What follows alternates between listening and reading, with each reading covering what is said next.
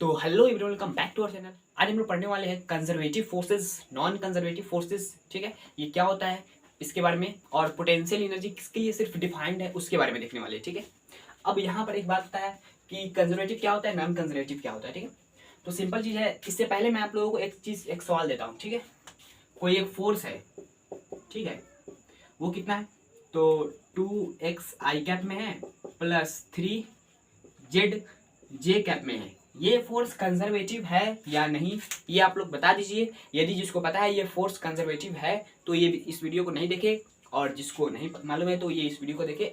आप लोगों को पूरा क्लियर कट हो जाएगा कि ये फोर्स क्या है, कंजर्वेटिव है या नहीं। और इस तरह के जितने भी फोर्सेस, जो भी फोर्सेस मिले वो कंजर्वेटिव है या नहीं, ये आप लोगों को पता चल जाएगा। ठीक है, तो चलिए स्टार्ट करते हैं।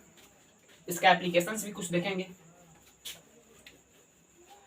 कंजर्वेटिव क्या होता है, उसके बाद नॉन कंजर्वेटिव देखेंगे। ठीक है, कंजर्वेटिव फोर्स उसको बोलते हैं जिस फोर्स के लिए वर्क डन जो डिफाइंड होता है, सिर्फ क्या चीज के लिए वर्क डन जो होता है कंजर्वेटिव फोर्स का, वो सिर्फ डिपेंड करता है इनिशियल पोजीशन और फाइनल पोजीशन पर। ठीक है, इनिशियल पोजीशन और फाइनल पोजीशन पर। ओके, तो work done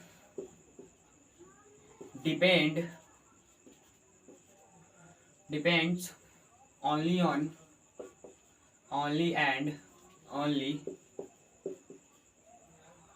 initial and final point।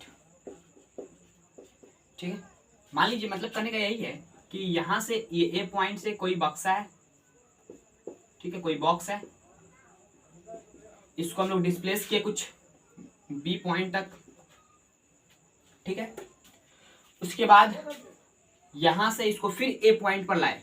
पहले यहां से इस तरह गए, फिर यहां से इस तरह आए। ठीक है, तो यहां पर क्या हुआ कि डिस्प्लेसमेंट यहां पर क्या है, 0 है। लेकिन यहां पर बेसिकली क्या है, जिस पॉइंट से हम लोग गए थे उसी पॉइंट पर चले आए ना, जिस पॉइंट से गए थे उसी पॉइंट पर चले आए। तो यहाँ पर क्या है कि जो वर्क डन बाई और मान लीजिए ये फोर्स कंजर्वेटिव है, जो फोर्स इसको लाने में, यहाँ से यहाँ तक ले जाने में और यहाँ से यहाँ तक लाने में जो फोर्स था एफ मान लेते हैं, वो यदि कंजर्वेटिव है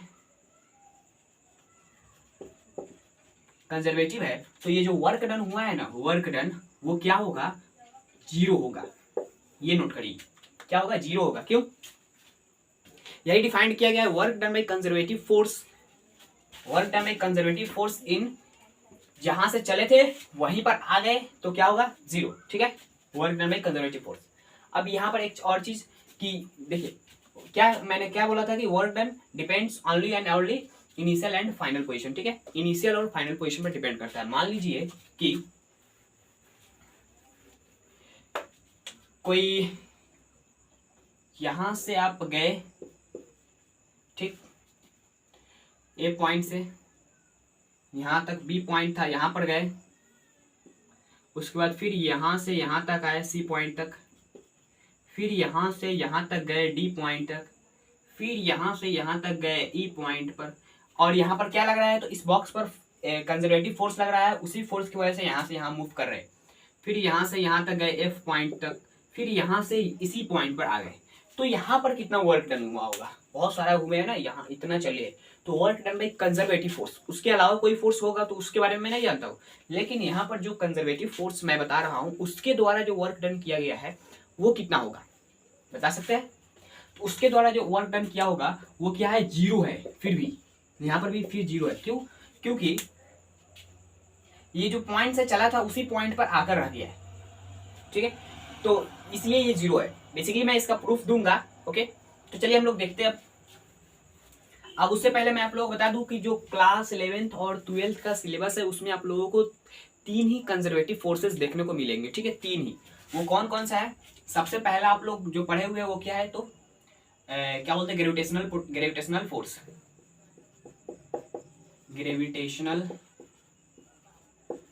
फोर्स एक कंजर्वेटिव फोर्स है। Second, spring force. Third, electrostatic force. ये क्या है, तो कंजर्वेटिव फोर्सेस है ये सब। ठीक है, और एक और चीज, एक इंपॉर्टेंट बात है कि जो पोटेंशियल एनर्जी डिफाइंड है ना, पोटेंशियल एनर्जी वो क्या चीज के लिए डिफाइंड है, ओनली ऑन ओनली सिर्फ कंजर्वेटिव फोर्सेस के लिए डिफाइंड है, ठीक है, कंजर्वेटिव फोर्सेस के लिए डिफाइंड है, ठीक है।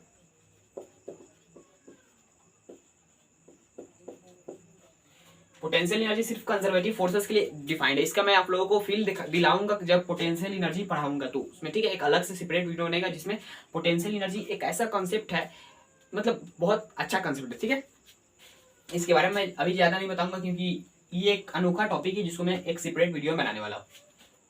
ओके, तो ये बात नोट कर लीजिए कि पोटेंशियल एनर्जी सिर्फ डिफाइंड है क्या चीज के लिए, तो कंजर्वेटिव फोर्सेस के लिए।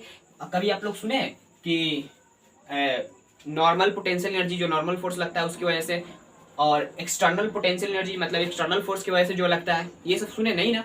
अब आप लोग सुने होंगे क्या, gravitational potential, electric potential class 10th में सुने होंगे, ठीक है, इलेक्ट्रिक पोटेंशियल।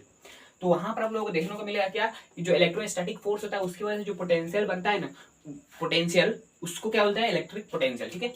तो और स्प्रिंग पोटेंशियल भी आप लोगों को देखने को मिलेगा आप लोगों को इसी चैप्टर में, ठीक है, स्प्रिंग पोटेंशियल एनर्जी। लेकिन आप लोग स्प्रिंग फोर्स तो पढ़ चुके हैं ना, स्प्रिंग फोर्स क्या होता है, -k डेल्टा एक्स, ठीक है।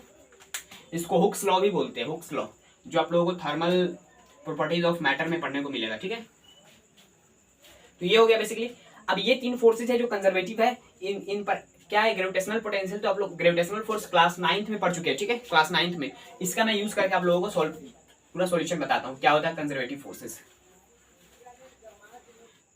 तो सबसे पहले देखते हैं क्या कि मान लीजिए यहां पर कुछ इंक्लाइंड प्लेन है, ठीक है, कुछ थीटा एंगल है और इसका जो लेंथ है वो कितना है, L है, ठीक। यहां से एक मास M को उठाए, इस रास्ते से हम लोग एक बार लेके गए, ठीक है, ये A, ये B, ये C, AC रास्ते से ले गए, ठीक है, AC रास्ते से ले गए। ओके, जब इस मास को यहां से यहां तक ले जाएंगे तो यहाँ पर ग्रेविटी कितना वर्क करेगा, जो कंजर्वेटिव फोर्सेज, यहाँ पर तो ग्रेविटेशनल फोर्स ही है, उसके अलावा कोई फोर्स है नहीं कंजर्वेटिव फिलहाल। तो यहाँ पर जो कंजर्वेटिव फोर्स वर्क किया ग्रेविटेशनल, वो कितना वर्क किया, तो आप लोगों को लग रहा होगा कि फोर्स इंटू डिस्प्लेसमेंट करेंगे, ग्रेविटेशनल फोर्स क्या होता है, तो इसका mg हो जाएगा ग्रेविटेशनल फोर्स, और इसके बाद यहाँ से डिस्प्लेसमेंट L किया तो L लिख देंगे, तो ये जो एनर्जी आएगा वो, लेकिन ये गलत है, ठीक है। आप लोगों को एक बात बता दूं कि कंजर्वेटिव फोर्सेज में सिर्फ आप लोगों को इनिशियल और फाइनल पोजीशन देखना पड़ेगा। ओके, अब यहाँ पर एक चीज बता देता हूँ कि ये क्या है, तो ये पाथ इंडिपेंडेंट है, पाथ इंडिपेंडेंट फोर्स होता है, मतलब सॉरी, वर्क डन जो इस फोर्स के द्वारा होता है वो क्या होता है, पाथ इंडिपेंडेंट, पाथ इंडिपेंडेंट, ठीक है। मतलब क्या है कि ये सिर्फ इनिशियल और फाइनल पोजीशन में डिपेंड करेगा, इसमें है जाए या इसमें है जाए, इसमें है जाकर इसमें है जाए, या डायरेक्ट यहां से यहां तक जाए, जो कंजर्वेटिव फोर्स के द्वारा वर्क डन किया होगा वो सेम होगा, ठीक है। उसको मैं प्रूफ अभी करता हूँ। देखिए, यहां से यहां तक गए तो इस रास्ते से जो कहे ना वहां पर कितना वर्क डन किया, ठीक है, तो वो कैसे देखेंगे, तो क्या होता है, work done is equal to F S cos theta, ठीक।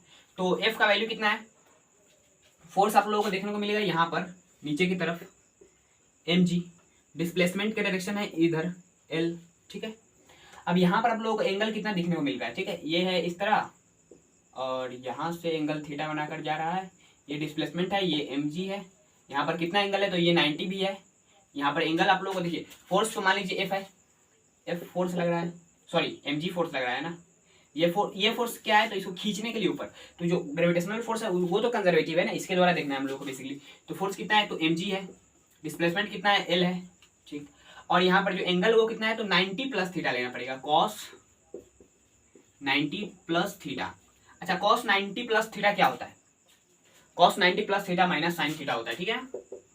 तो माइनस mgl साइन थीटा, ये आया वर्क डन AC के थ्रू, ठीक है। और किसका है, तो mg का है, मतलब work done by gravitational force. इस रास्ते से देख ली, अब यहाँ पर इस रास्ते से देखेंगे तो work done in AB path is equal to, देखिए यहाँ पर जो इस रास्ते से देखेंगे ना, तो यहाँ पर जो एंगल आएगा वो 90 आएगा, 90 होने की वजह से जो वर्क डन होगा वो 0 है, क्योंकि cos 90 क्या होता है, 0 होता है, ठीक है।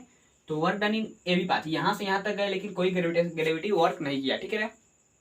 अब आगे सुनिए, यहाँ से यहाँ तक जाने में कितना वर्क डन किया। अब इसको हम लोग कैसे कैलकुलेट करेंगे, तो मान लीजिए यहाँ पर वो बॉक्स आ गया, जो बॉक्स था इसमें हम लोग ले जा रहे हैं उस बॉक्स को, तो यहाँ पर वो बॉक्स आ गया।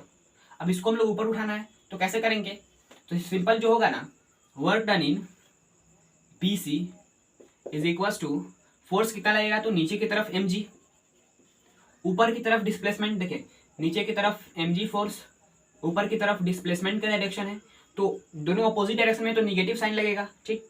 एक को पॉजिटिव मानेंगे तो दूसरे को निगेटिव मानना पड़ेगा। तो डिस्प्लेसमेंट कितना हो गया, तो ये है l, तो ये कितना हो जाएगा, इसका हो जाएगा l साइन थीटा हो जाएगा, ये l साइन थीटा, तो यहाँ पर l साइन थीटा हो जाएगा, ठीक। तो यहाँ पर देखिए कि work done in A B कितना आया था, 0 आया था, और work done in B C, तो टोटल वर्क डन कितना हो गया, तो minus M G L sine theta. और यहाँ पर भी इसी रास्ते देखिए, सिर्फ ये डिपेंड करता है इस और इस पोजीशन पर, उसके अलावा कोई दुनिया का कोई भी पोजीशन ऐसा है कुछ नहीं, इनिशियल और फाइनल पॉइंट पर डिपेंड करता है। ये क्या है, पाथ इंडिपेंडेंट वर्क होता है जो इस फोर्स के द्वारा वर्क होता है, कंजर्वेटिव फोर्सेस के द्वारा, ठीक है।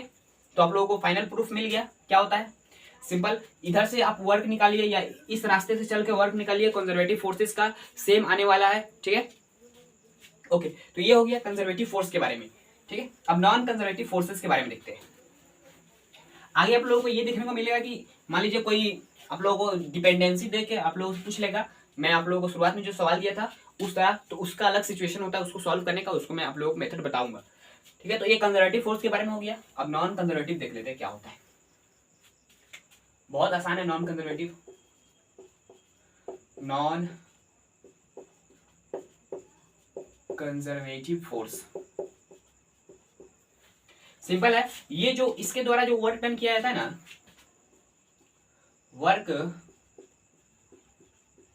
Done by conservative forces, sorry non conservative forces is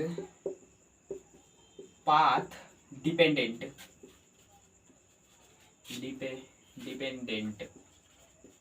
ठीक है। तो यहाँ पर ये है कि ये इनिशियल और फाइनल पोजीशन पर डिपेंड नहीं करता है, ठीक है। यहाँ पर जो होगा ना work done by conservative forces, वो क्या है, पाथ डिपेंडेंट है, ये पाथ पर डिपेंड करता है कि कितना चला। मतलब क्या है कि फ्रिक्शन एक कंजर्वेटिव फोर्स नहीं है, वो नॉन कंजर्वेटिव फोर्स है, फ्रिक्शन विस्कस फोर्स। और आप लोगों को देखने को मिलेगा क्या कि एक्सटर्नल फोर्सेज में हो सकता है कंजर्वेटिव, एक्सटर्नल फोर्सेज में, लेकिन जनरली आप लोगों को नॉन कंजर्वेटिव देखने को मिलेगा। और उस पर नॉर्मल रिएक्शन, ठीक है, अलग अलग फोर्सेज होगा, टेंशन फोर्स, ये सब क्या है, नॉन कंजर्वेटिव फोर्सेज है, ठीक है।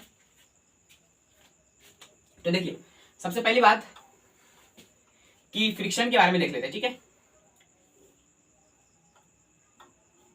वही सिचुएशन है, इंक्लिनेशन कितना है, थीटा है, यहाँ पर ये एक बॉक्स है, मास एम, फ्रिक्शन क्या है, नॉन कंजर्वेटिव फोर्स, तो वो पाथ पर डिपेंड करेगा, उसका मैं प्रूफ दे रहा हूँ। ये हो गया बी पॉइंट, ये हो गया सी पॉइंट, ठीक है, ये डिस्टेंस एल है। यहाँ पर देखना है क्या कि फ्रिक्शन फोर्स इसके पीछे कितना लग रहा है, तो मान लेते हैं एफ लग रहा है, ओके।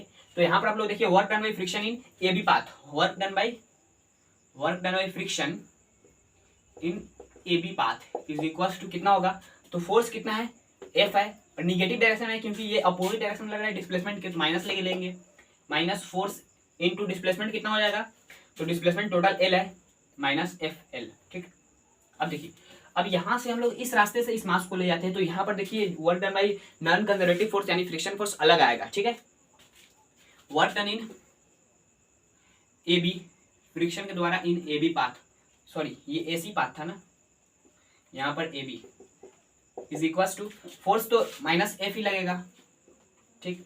और डिस्प्लेसमेंट कितना होगा, तो ये एल कॉस थीटा हो जाएगा, ये कितना लेंथ है, तो एल कॉस थीटा है, एल कॉस थीटा, और ये कितना डिस्टेंस होता है, तो एल साइन थीटा, ठीक। अब यहाँ पर work done by friction in B C is equal to कितना हो जाएगा, तो फोर्स तो नीचे की तरफ लगेगा माइनस, ठीक। अब उसके बाद आप लोगों को देखने को मिलेगा क्या कि ये डिस्प्लेसमेंट कितना हुआ, तो एल साइन थीटा। थोड़ी देर के लिए मान लेते हैं कि इस वॉल में भी फ्रिक्शन है, उसके लिए एल साइन थीटा, ठीक है। तो आप लोगों को देखने को क्या मिलेगा, देखिए हम लोग जब ये रास्ता का जो वर्क डन होगा उसको हम लोग जोड़ेंगे तो वो अलग आ रहा है, आप लोग देख लीजिए।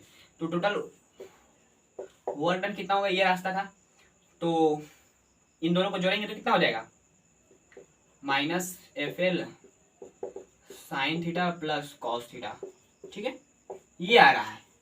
और यहाँ पर ये आ रहा है, देखने को मिल रहा होगा कि ये अलग है, ये अलग क्या बोलते हैं, अलग वर्क है, ये अलग वर्क है, ठीक है।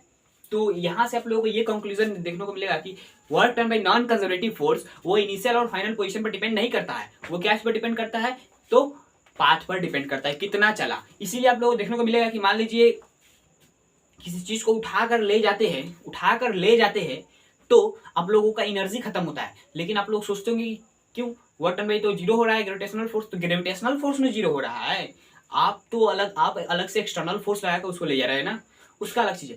देखिए ग्रेविटी कब वर्क करता है, जब आप उसके परसेंट से ऊपर या नीचे जाएंगे, ठीक है, अपर या लोअर जाएंगे, तब आप पर ग्रेविटी वर्क करेगा, उसके अलावा नहीं वर्क करेगा, ठीक है। आप मान लीजिए यहाँ पर ये मार्कर रखा हुआ है, तो मैं नीचे से ऊपर जितना लाया उतना ही वर्क करेगा। यदि मैं इसको इस तरह करूंगा ना, तो इस पर ग्रेविटी वर्क नहीं करेगा, इस पर मेरा एक्सटर्नल फोर्सेस का जो वर्क डन है उसके वजह से ये हो रहा है, ठीक है।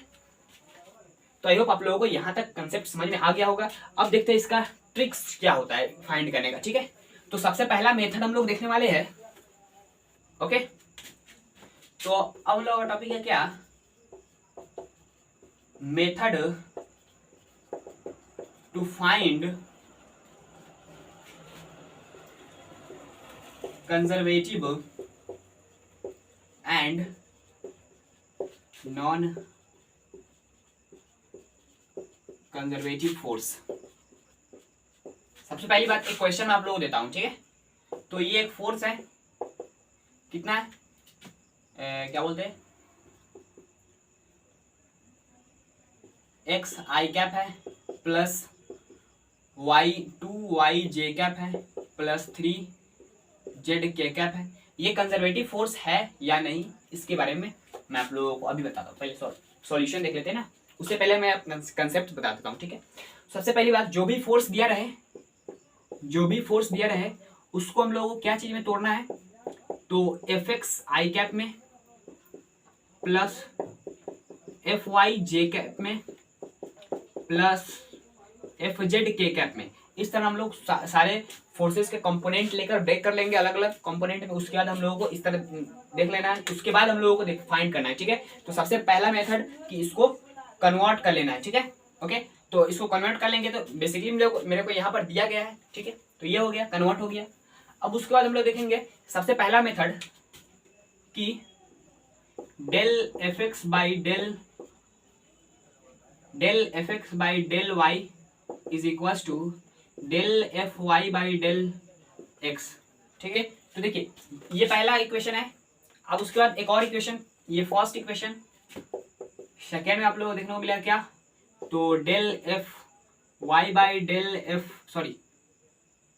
Z is equal to del F Z by del Y, ठीक है, ये सेकेंड इक्वेशन। थर्ड इक्वेशन आप लोगों को देखने को मिलेगा क्या, कि del F X by del Z is equal to del F Z by del X. ये यदि इक्वेशन तीनों का तीनों सेटिस्फाइड हो जाए तो हम लोग कहेंगे कि वो जो फोर्स होगा वो क्या होगा, तो कंजर्वेटिव फोर्स। मतलब यानी कहने का यही मतलब है कि यहाँ पर जो वैल्यू आएगा और यहाँ पर जो वैल्यू आएगा वो दोनों बराबर होना चाहिए, यहाँ पर जो वैल्यू आएगा यहाँ पर जो वैल्यू आएगा वो दोनों बराबर होना चाहिए, यहाँ पर जो वैल्यू आएगा यहाँ पर जो वैल्यू आएगा वो दोनों बराबर होना चाहिए, ठीक है। मतलब इसका वैल्यू इसके साथ बराबर होगा या नहीं वो अलग मैटर है, लेकिन ये दोनों है ना, ये इक्वेशन बैलेंस होना चाहिए। यदि बैलेंस है तीनों का तीनों इक्वेशन, तो वहां पर हम लोग ये बोल सकते हैं कि वो जो फोर्स होगा वो कंजर्वेटिव फोर्सेज है। और एक बात कि सिंपल ये तरीका है इसको फाइंड करने का, तो हम लोग देखते हैं अब ट्राई करके, ठीक है। तो सबसे पहला इक्वेशन में पुट करेंगे कि डेल एफ एक्स, देखिए एफ एक्स मतलब जो फोर्स एक्स डायरेक्शन में लग रहा है, तो आई कैप है तो यही एफ एक्स लग रहा है, ठीक है। तो डेल एफ एक्स का वैल्यू कितना हो जाएगा, तो X divided by del Y is equal to del F Y का वैल्यू कितना है, तो वाई डायरेक्शन में ये 2y लग रहा है, तो del 2y divided by del X. तो यहाँ पर देखिए y के नजर में तो ये कांस्टेंट है, तो कांस्टेंट का डिफरेंशिएशन 0 होता है, इज इक्वल टू यहाँ पर देखिए x के नजर में ये y क्या है, कांस्टेंट है, और कांस्टेंट का डिफरेंशिएशन 0, और यहाँ पर 2 से मल्टीप्लाई करेंगे तो 0 ही होगा, ठीक है। तो ये पहला इक्वेशन सेटिस्फाइड करता है, भले ही वो 0 आए, भले ही यहाँ पर आंसर 0 आ रहा है, लेकिन ये सेटिस्फाइड तो कर रहा है ना, ठीक है। अब पहला हो गया। उसके बाद सेकेंड इक्वेशन को देखते हैं। उसका सेकेंड इक्वेशन क्या है, तो डेल एफ एक्स कितना है, तो del X divided by del Z is equal to del F Z. F Z में कितना है तो 3z, del 3z divided by del X, इसको डेल बोलते हैं।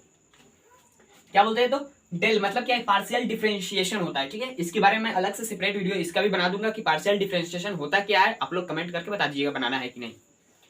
देखिए यहाँ पर क्या है, ये तो हो गया, तो इसका डिफरेंशिएशन क्या होगा, 0 होगा, क्योंकि जेड के नजर में एक्स कांस्टेंट होगा। उसके बाद यहाँ पर 3 बाहर आ जाएगा, उसके बाद एक्स के नजर में जेड कांस्टेंट होने की वजह से 0, 0 से 3 मल्टीप्लाई करेंगे तो 0। ये भी इक्वेशन सेटिस्फाइड कर रहा है, भले ही 0 आ रहा है लेकिन सेटिस्फाइड तो कर रहा है ना, बराबर तो आ रहा है ना। अब ये भी हो गया, ये भी हो गया। अब थर्ड नंबर देख लेते हैं, del F Y. F Y में कितना है तो 2y, यानी del 2y divided by del Z is equal to del F X. F X में कितना है तो सॉरी एफ जेड है ना, तो एफ जेड कितना है 3z, del 3z divided by del y। देखिए इसका भी 0 आएगा क्योंकि z के नजर में y कांस्टेंट है, तो यहाँ पर क्या हो जाएगा, उसके बाद ये भी कांस्टेंट होगा, y के नजर में z कांस्टेंट है तो ये 0 हो जाएगा, तो इसका भी डिफरेंशिएशन 0। तो यहाँ पर हम लोग ये बोल सकते हैं कि तीनों का तीनों इक्वेशन बैलेंस हो गया है, भले ही 0 आया लेकिन ये क्या है, बैलेंस हो गया। तो मतलब क्या है कि ये फोर्स जो होगा वो कंजर्वेटिव फोर्स है। ठीक है, यदि बैलेंस नहीं होता, कोई भी अलग अलग आया था तो ये फोर्स कंजर्वेटिव नहीं होता। ठीक है, तो ये तीन जो इक्वेशन है इसको आप लोग उतार लीजिए, ये आप लोगों का बेसिकली हो गया। ठीक है, तो यहाँ पर लाइन कट गया है। ठीक है, इलेक्ट्रिसिटी चला गया है, उसके लिए सॉरी। और इस पार्शियल डिफरेंशिएशन में आप लोगों को वीडियो चाहिए तो कमेंट बॉक्स में बता सकते हैं। ठीक है, चलते हैं, जय हिंद जय भारत।